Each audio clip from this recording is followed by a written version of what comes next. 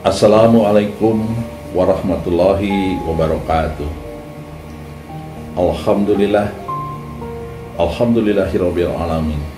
Allahumma sholli ala sayyidina Muhammad wa ala alihi wa ashabihi ajmain.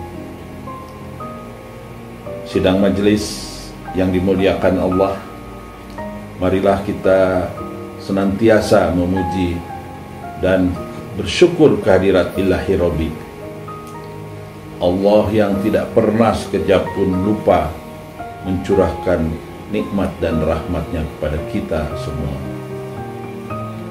Lebih-lebih nikmat terbesar yang kita terima berupa nikmat Islam, nikmat iman, dan nikmat sehat walafiat.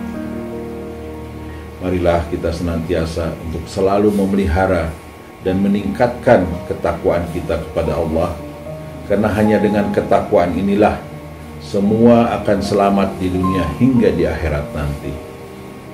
Salawat dan salam kita haturkan kepada Nabi besar Muhammad SAW, para keluarganya, para sahabatnya, dan para pengikutnya yang setia sampai hari kiamat nanti.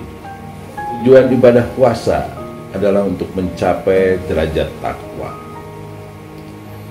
Di dalam Al-Quran Surat Al-Baqarah 183, Allah berfirman, A'udzu billahi minasyaitonir rajim. Bismillahirrahmanirrahim. Ya ayyuhalladzina amanu kutiba alaikumusiyam kama kutiba alal ladzina min qablikum la'alakum tattaqun.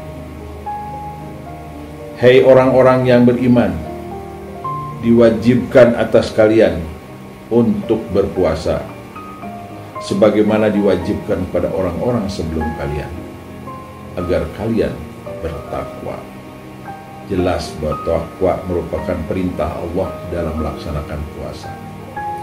Orang yang bertakwa adalah orang yang imannya senantiasa aktif membentuk dirinya, sehingga ia tetap istiqomah dalam melaksanakan ibadah, berakhlak mulia, dan dijauhkan dari segenap dosa dan maksiat.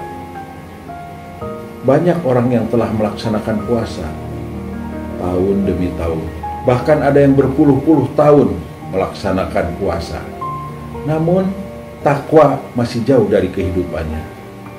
Imannya tidak aktif, ibadatnya tidak istiqomah, dan akhlaknya pun jauh dari mulia. Perbuatan dosa masih mengotori dirinya. Yang diperoleh oleh orang ini dari ibadah puasa hanya lapar dan haus saja. Mengapa hal ini terjadi? Sebab tidak sedikit manusia yang menduga bahwa puasa hanya sekedar menahan lapar dan haus saja. Dan mereka juga memahami bahwa puasa itu adalah pengendalian hawa nafsu, tapi hanya dilaksanakan selama bulan Ramadan saja. Setelah Ramadan lewat, mereka kembali dikendalikan oleh hawa nafsu. Jika hal itu menimpa kita, artinya kita belum memahami hakikat dari puasa. Bukan sekedar menahan hawa nafsu dan rasa lapar dan haus, namun hakikat puasa pengendalian diri secara total dengan kendali iman. Mari kita bahas mengenai hakikat puasa pada bulan Ramadan. Para ulama menyebutkan bahwa bulan puasa adalah bulan ibadah atau syahrul ibadah. Dinamakan demikian karena kuantitas ibadah umat Islam pada bulan Ramadan berlipat kali banyaknya dibandingkan dengan bulan-bulan lainnya. Umat Islam menjadikan bulan ini untuk takarub, yaitu pendekatkan diri kepada Allah dengan memperbanyak ibadah. Oleh karena itu, jangan lewatkan detik-detik Ramadan tanpa nilai ibadah. Yang kedua, disebut juga bulan Al-Quran atau Syahrul Al-Quran. Disebut demikian karena Al-Quran diturunkan pertama kali pada bulan Ramadan. Pada bulan ini, umat Islam dianjurkan membaca Al-Quran lebih banyak daripada biasanya. Sebagaimana dilakukan Rasulullah pada bulan Ramadan, setiap malam Rasulullah tadarus Quran dengan dibimbing malaikat Jibril.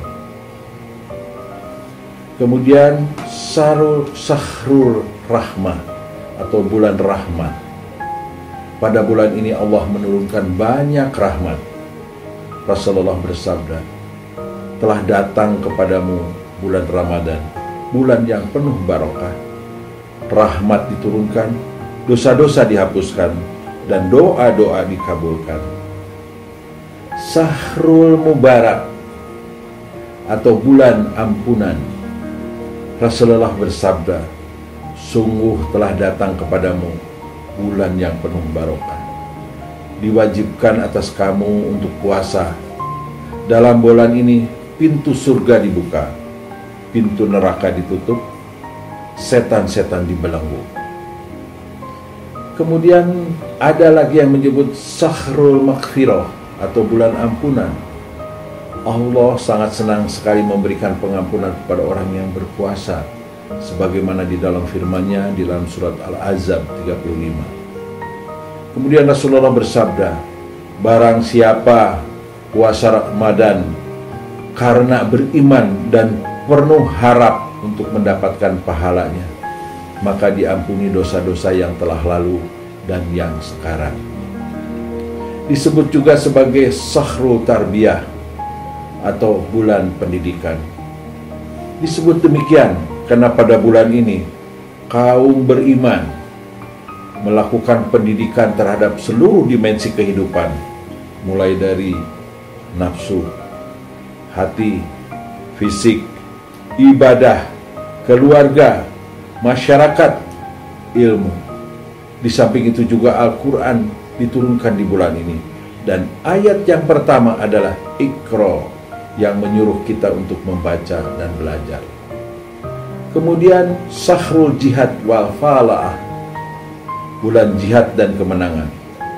Karena bulan Ramadan, kita harus bermuzahadah untuk melawan musuh yang paling berat, yaitu hawa nafsu.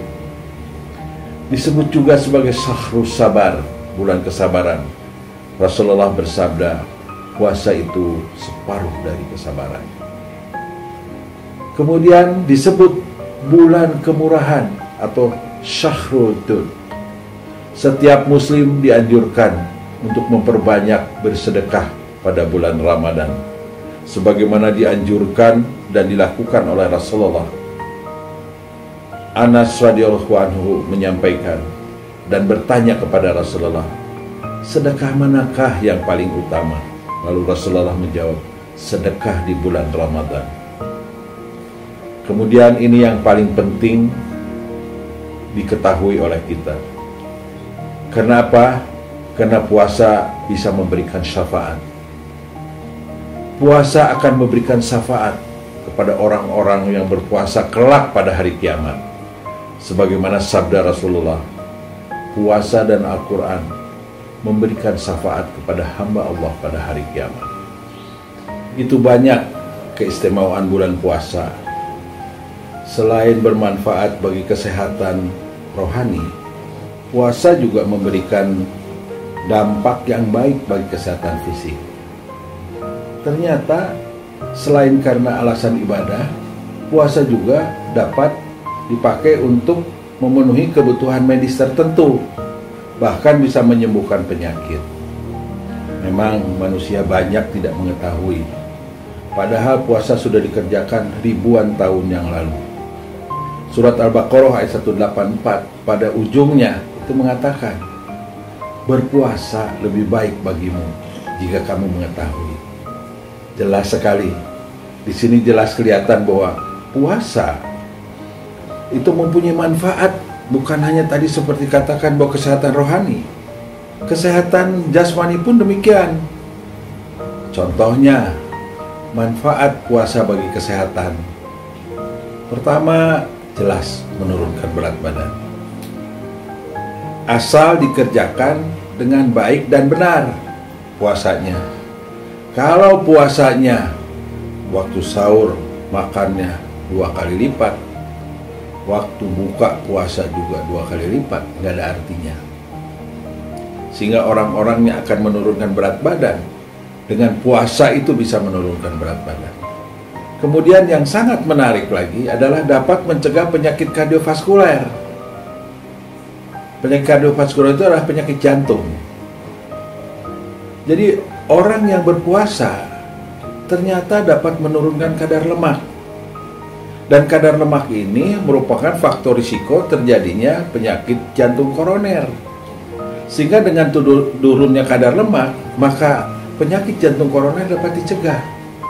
Demikian juga penyakit stroke dengan hipertensi. Kemudian pada keadaan sakit atau keadaan lelah, tubuh itu lebih cepat untuk pulih. Karena pada saat berpuasa, energi itu dialihkan dari sistem pencernaan ke sistem imun dan proses metabolik, sehingga tubuh dapat memulihkan diri dan membangun dengan cepat kembali secara otomatis. Kemudian puasa juga baik untuk penderita diabetes dan hipertensi. Ini dalam penelitian di Newcastle University didapatkan satu kesimpulan bahwa berpuasa dapat menyebabkan penyakit diabetes menjadi sembuh. Kemudian juga dapat berhubungan dengan kesehatan mental. Saya kira ini sangat menarik sebetulnya, karena penelitian yang dilakukan di Moskow oleh seorang profesor ahli jiwa yang bernama Nikolayev, yang bekerja di The Moscow Psychiatric Institute, memberikan pengobatan pada pasien sakit jiwa dengan puasa selama 30 hari. Hasilnya sebagian besar dari pasien yang sakit jiwa mengalami perbaikan secara klinis. Setelah diawasi selama 6 tahun, bahkan ada yang tidak kambuh lagi. Menarik sekali sebetulnya. Kemudian puasa dapat memperbaiki ketahanan tubuh dan menghindarkan diri dari kanker dan tumor.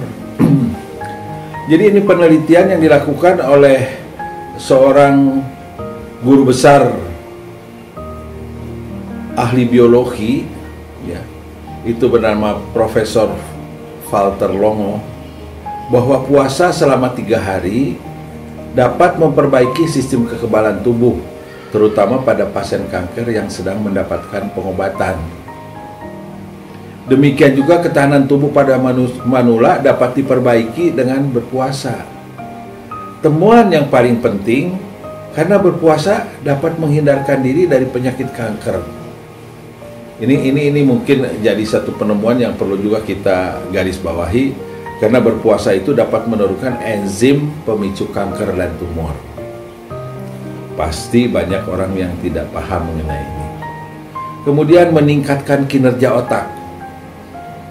Penelitian yang dilakukan oleh seorang ahli saraf bernama Max Madsen itu di laboratorium neuroscience menemukan hasil penelitiannya bahwa puasa secara signifikan dapat melindungi dari penyakit Alzheimer dan Parkinson. Kedua penyakit ini adalah penyakit degeneratif. Kemudian puasa dapat mengurangi jumlah hormon pemicu stres, yaitu adrenalin. Ini mungkin banyak orang yang tidak mengetahui.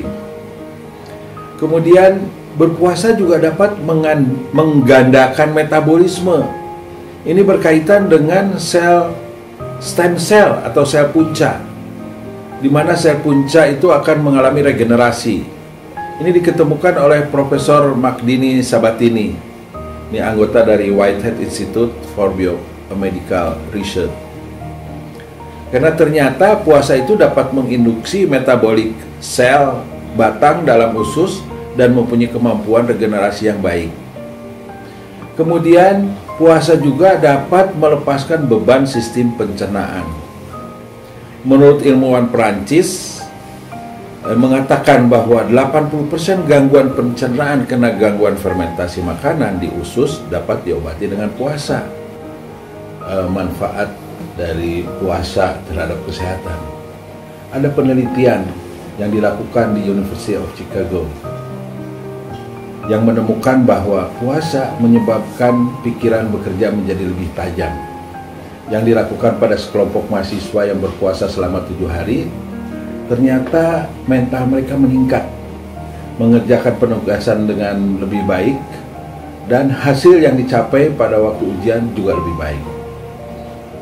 Ini hasil-hasil yang didapatkan dari penelitian pada orang-orang yang berpuasa. Tetapi ada satu hal yang mungkin ini baru diketemukan, yaitu pada bulan November 2016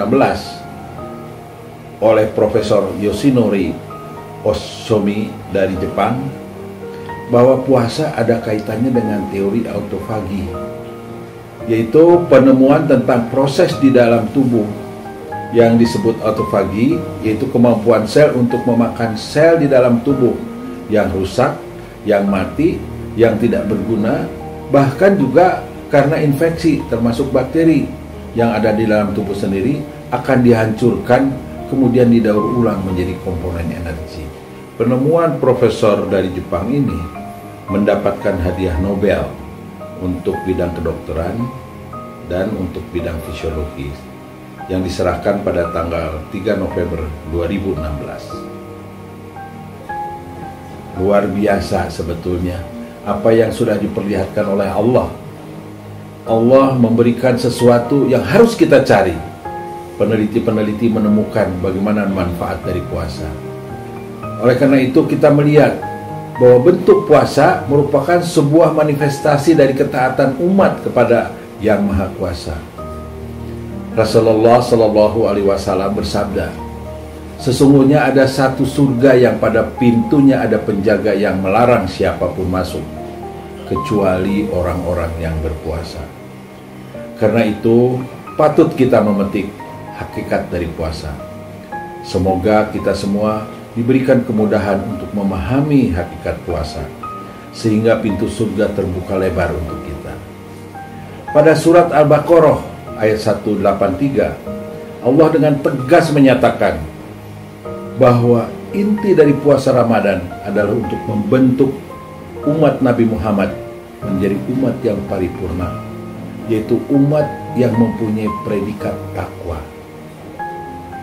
Jika seseorang sudah mendapat predikat takwa, maka ia akan memperoleh kebahagiaan di dunia dan akhirat, serta kenikmatan surga sebagaimana yang telah Allah janjikan di dalam salah satu ayat.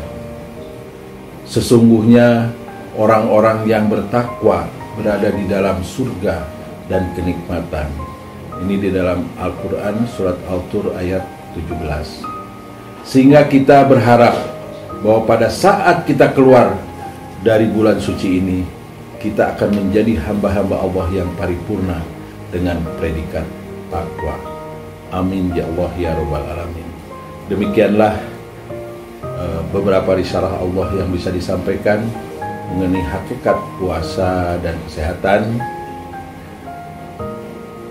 Yang benarnya berasal dari Allah, yang salahnya berasal dari saya. Semoga ini mempunyai manfaat. Lebih dan kurangnya mohon maaf. Wabillahi taufiq wal hidayah. Wassalamualaikum warahmatullahi wabarakatuh.